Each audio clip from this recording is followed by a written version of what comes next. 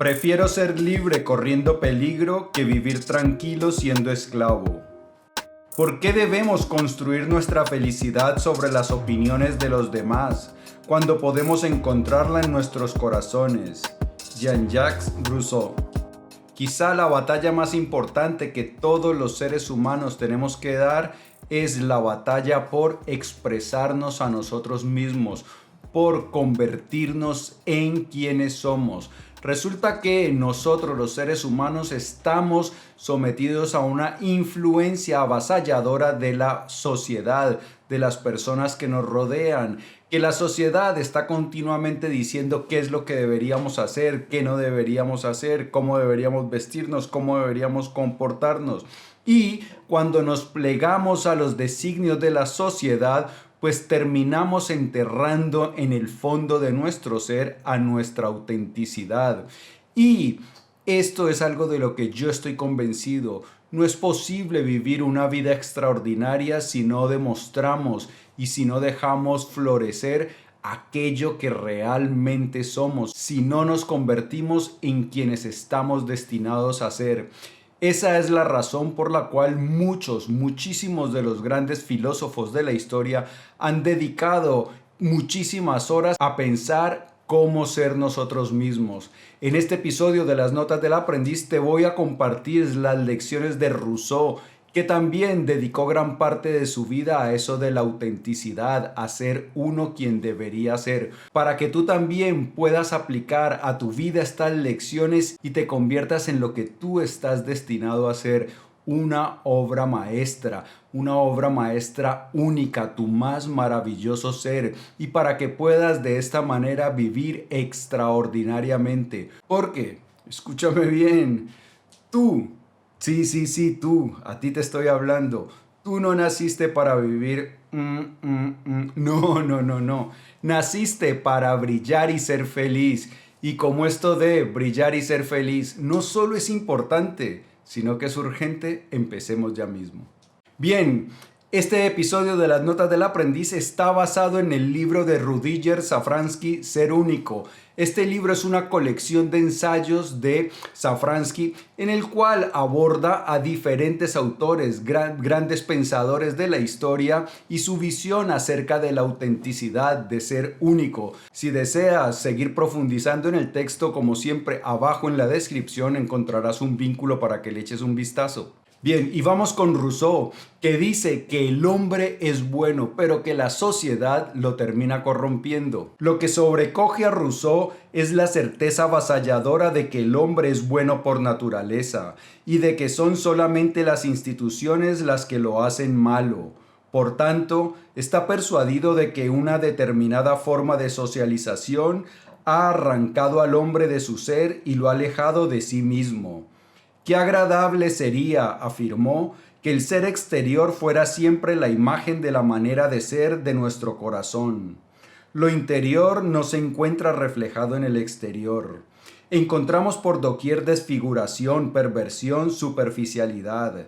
Este mundo exterior no solo es impenetrable para el interior, no solo lo rechaza, sino que, por el contrario, penetra en lo interior, de manera que el individuo ya no sabe qué quiere él mismo y qué siente y piensa en realidad. Los hombres se pierden en la cultura creada por ellos mismos, y lo que producen se convierte en una cadena que ellos se ponen a sí mismos. Uno no se atreve a ser visto como lo que realmente es, aunque en su investigación de las causas no va más lejos que aquel infeliz deseo de darse lustre. Bien, lo que nos dice Rousseau es que nosotros en nuestro interior, que nuestra esencia es buena, pero que cuando nos sumergimos en la sociedad, pues terminamos siendo corrompidos, que la sociedad empieza a entrar en nuestro interior y que al final no sabemos qué es lo que pensamos nosotros mismos, ni siquiera qué es lo que sentimos nosotros mismos, sino que nos perdemos y empezamos a sentir y a pensar lo que nos dice la sociedad que deberíamos pensar. Y dice Rousseau que la causa de esto es porque queremos darnos lustre, queremos ser más que los demás, y eso entonces es lo que genera un montón de conflictos. Según Rousseau, El estado social dominante es el de una enemistad general, el de la mentira recíproca y el de los corazones fríos y egoístas. Es un estado de desnaturalización. Rousseau acusa a la civilización actual con pasión y con todos los medios retóricos, pero no predicó un retorno a la naturaleza, aunque ya entonces se le atribuía eso. Voltaire escribía: a uno le entran ganas de ir a cuatro patas.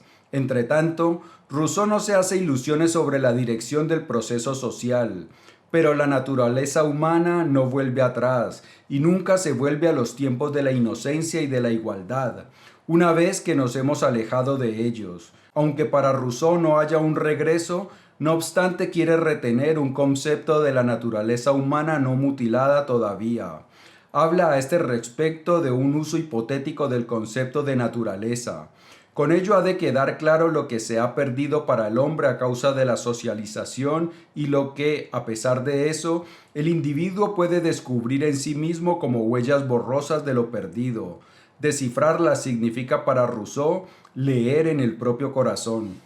Pues bien, nos dice Rousseau que la sociedad actual nos hace egoístas. ¿Y por qué nos hace egoístas? Porque cada uno quiere ser más que los demás. Vivimos comparándonos los unos a los otros. Y entonces, como yo quiero sobresalir, pues entonces termino siendo una persona egoísta que busca sacar ventaja de los demás.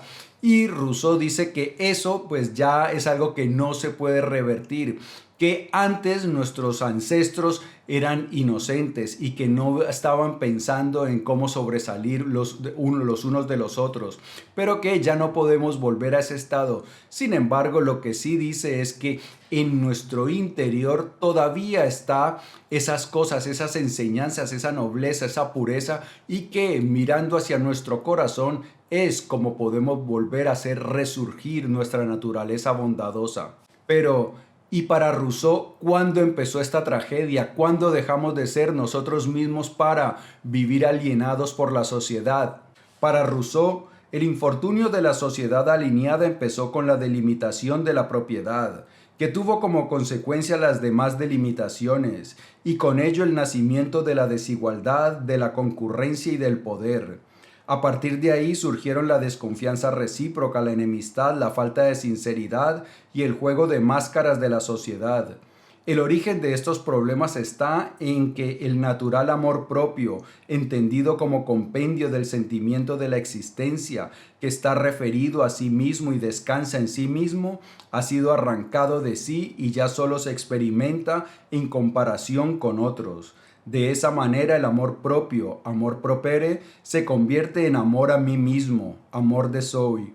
Esta distinción es muy importante, pues contrapone el pacífico sentimiento de la existencia en el amor propio al egoísmo del amor a mí mismo, alentado por el egoísmo de la concurrencia y de la jerarquía. El amor propio descansa en sí, el amor a sí mismo vive de la comparación, quiere tener más o valer más que los demás. El amor a sí mismo consiste en compararse y por eso no puede satisfacerse nunca, pues tiene su punto de gravedad fuera, en los otros. En cambio, el amor propio puede aquietarse ya que tiene su centro en sí mismo. El sí mismo no necesita el rodeo a través de los demás para poder encontrarse. Bien, lo que nos dice Rousseau es que fue la propiedad privada la que causó el origen de todo este despropósito, que cuando empezó la propiedad privada surgieron las desigualdades y que con las desigualdades, las comparaciones, el egoísmo y el afán por avanzar en la jerarquía. Sin embargo, esto que afirmaba Rousseau pues no es algo con lo que esté de acuerdo la biología evolutiva moderna. Lo que nos dicen ahora los científicos actuales es que la propiedad privada, las ganas de avanzar en la jerarquía social surgieron de la naturaleza del ser humano. Es que nosotros somos egoístas por naturaleza. Bueno, no nosotros, nuestro ego. De lo que está hablando Rousseau es del ego. El ego es esa parte de nuestra mente que está afanada porque los demás nos vean con unos ojos positivos. Y entonces Ese afán para que nos vean con esos ojos positivos es lo que hace al ego querer sobresalir sobre los demás. Es lo que nos hace querer usar ropa cara para que los otros vean que nos la podemos permitir, coches caros para que los otros nos admiren. Es la que nos impulsa a tomarnos un selfie cada vez que estamos en un sitio que consideramos que es cool. Ay, miren, miren dónde estoy yo. Ay, miren qué vida tengo. Entonces, todo eso es producto de nuestro ego. Pero hay una cosa que descubrió también Rousseau, y es que en nuestro interior, cuando nosotros nos recogemos, cuando nosotros dedicamos tiempo a la introspección, ya sea a través de la meditación o ya sea a través de, por ejemplo, escribir en un diario, pues podemos empezar a conocernos a nosotros mismos y podemos identificar al ego. Y una vez identificamos al ego y vemos todas esas cosas tan feas que nos hace hacer, empezamos a liberarnos del ego y empieza a surgir nuestra verdadera naturaleza. Rousseau asegura de diversas maneras que le gusta entrar en sí mismo y buscar la compañía consigo. Allí encuentra lo que echa de menos en la sociedad. En la soledad la alineación social no tiene ningún poder sobre él, y cuando escribe lo hace sobre todo para sí mismo como primer y quizá único lector. Le basta el diálogo consigo mismo, también porque se tiene como ejemplar en cuanto individuo especial. Al explorarse a sí mismo, llega al fondo de la humanidad. Eso pretende su tremendo orgullo. Esta reflexión, afirmó, me ha permitido en todo tiempo investigar la naturaleza y la destinación de mi ser con más cuidado e interés que todo lo encontrado jamás en otro hombre. Rousseau afirmó que cuando él se encerraba en sí mismo y se exploraba a sí mismo, lo que estaba era explorando a la humanidad en general. Y eso es algo cierto. Rudyard Safransky lo tacha de orgulloso, pero no es orgulloso, es algo real. Resulta que nosotros los seres humanos somos muy parecidos. Diferimos en el grado en que expresamos ciertas cualidades, pero más o menos todos tenemos las mismas cualidades.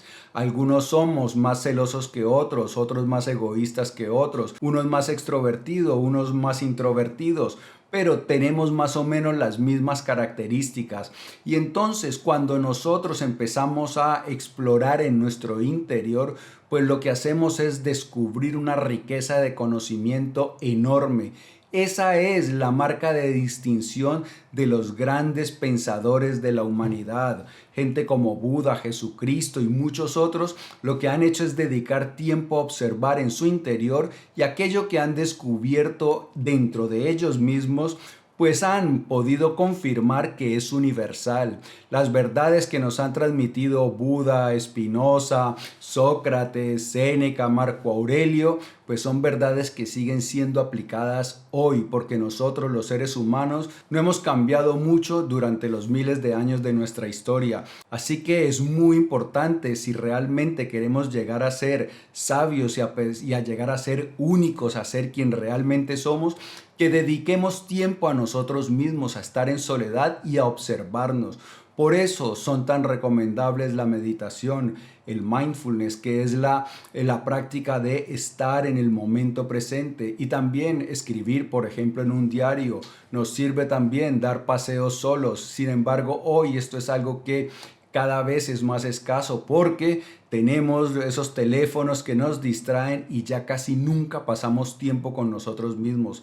Todo el día estamos buscando distraernos con lo externo y no miramos hacia lo interno donde está la verdadera riqueza. Esta especie de referencia a sí mismo, dice, lo convirtió en un solitario, pues para la mayoría lo que ellos piensan y escriben es externo, ya que solo les interesa el éxito y el reconocimiento. La mayoría buscan tan solo el camino hacia las opiniones de los otros, no el camino hacia sí mismos. Él, en cambio, después de los primeros intentos a manera de tanteo, en los que a veces se desvió en las opiniones de los otros y se perdió a sí mismo, se preocupó siempre de nuevo por recuperarse a sí mismo y recuperar su propia voz. Frente a la seducción de la imitación hay que luchar por hacerse con el propio pensamiento y la propia manera de sentir. A esto le da el nombre de verdadera naturaleza, que comprende ambas cosas. verdad en relación con los objetos y veracidad del sujeto. Bien, siempre es atractivo acomodarnos a la opinión de los demás, hacer lo que los demás hacen, pero esa no es la forma para una vida auténtica, única y satisfactoria. Cuando nosotros hacemos lo que hacen los demás, no estamos honrando nuestro ser, nuestra verdadera naturaleza. Entonces debemos siempre luchar por encontrar nuestra voz, por ser sinceros con nosotros mismos y sinceros con los demás. Esa es la verdadera autenticidad y la verdadera integridad. Ser sinceros en las relaciones con los demás, es decir, tratarlos como fines, no como medios para llegar a mis objetivos, sino como fines en sí mismo. Y ser también auténtico, real, sincero conmigo mismo. Expresarme y hacer lo que yo realmente siento. Sin embargo, cuando nosotros empezamos a explorarnos a nosotros mismos, lo que encontramos es cosas sorprendentes, que somos bastante más nebulosos. No vamos a encontrar un núcleo sólido, una persona que es siempre coherente. No, nosotros en nuestro interior vamos a ver que tenemos un montón de incoherencias al principio. Luego esas incoherencias, si persistimos en el estudio de nosotros mismos, pues las vamos a ir pudiendo reducir. Nada es tan desemejante, escribió Rousseau, a mí mismo como yo mismo. Por eso sería ocioso pretender definirme de otra manera que a través de esta singular multiformidad. A veces soy un misántropo duro y cruel, y luego caigo en el arrobamiento por los estímulos de la sociedad y las delicias del amor. En un determinado momento me siento lleno de serenidad y fervor piadoso, pero pronto me convierto en libertino. En pocas palabras, un proteo, un camaleón, una mujer son seres menos cambiantes que yo. Eso debería quitar de antemano a los curiosos toda esperanza de conocer un día mi carácter, pues siempre me encontrarán en una forma especial que solo en ese instante es la mía. En esto coincide con Montaigne, que Rousseau había leído a Montaigne. De Montaigne hablamos por aquí en un episodio extraordinario. Montaigne era otro crack. Échale un vistazo que te lo recomiendo mucho. Bien, Montaigne y Rousseau descubrieron que cuando uno se observa a sí mismo, se ve que es un ser humano lleno de contradicciones, que a veces está de un humor, luego cambia para otro. Entonces nosotros somos seres bastante cambiantes, camaleónicos, como decía Rousseau.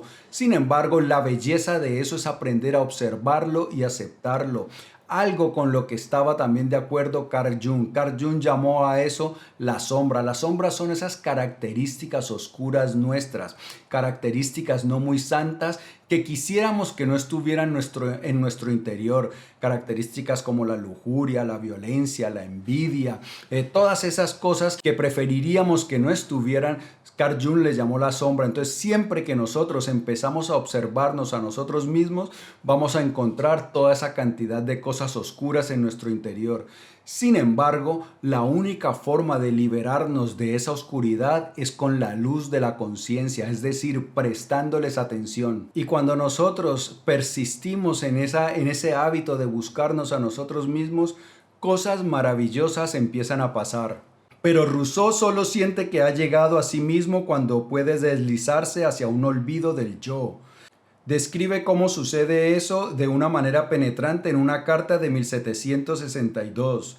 Se encuentra en un lugar salvaje, en un bosque, ningún parque, nada delata la intervención de manos humanas, tal como dice, nada se interpone entre la naturaleza y él.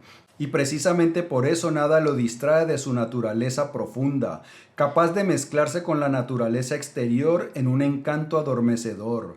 Una vez tiene el sentimiento de entregarse, de perderse en la naturaleza, otra vez se regala en el sentimiento de poder introducirlo todo en él. Interior y exterior pasan el uno al otro.